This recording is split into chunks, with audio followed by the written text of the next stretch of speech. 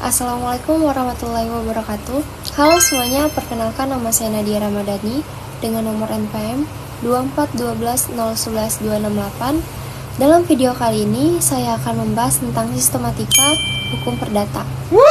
Nah, sistematika hukum perdata itu dapat dibedakan menjadi dua jenis. Yang pertama sistematika menurut ilmu pengetahuan, dan yang kedua sistematika menurut Kitab Undang-Undang Hukum Perdata.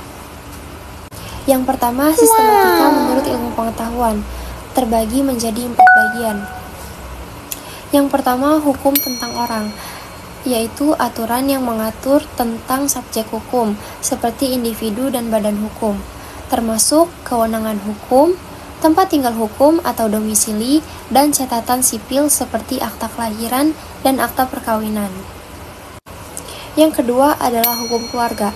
Nah, hukum keluarga ini mengatur hubungan yang timbul akibat perkawinan, seperti hubungan orang tua dengan anak, wali dan anak di bawah umur, dan pengampunan orang yang tidak cakap hukum, seperti orang yang sedang dalam gangguan jiwa. Yang ketiga itu hukum harta kekayaan, yaitu aturan yang mengatur hak dan kewajiban yang dapat dinilai dengan uang. Hukum harta kekayaan ini terbagi menjadi dua.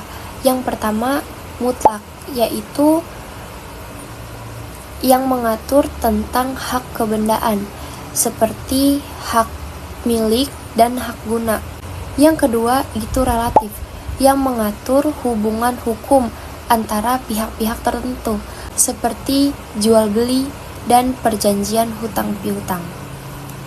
Yang keempat, itu hukum waris.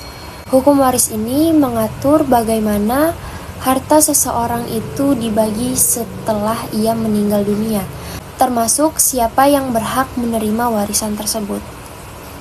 Nah, yang kedua, sistematika menurut KUH Perdata yang dibagi menjadi 4 bagian atau 4 buku.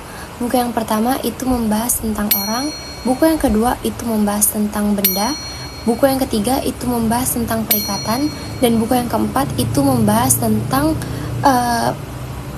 pembuktian dan daluarsa. Namun, sistematika ini tidak bersifat statis.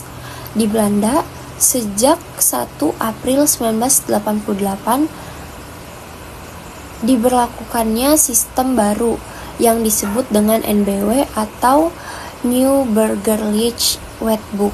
Nah, dalam sistem NBW ini, hukum perdata dibagi menjadi 5 bagian atau 5 buku.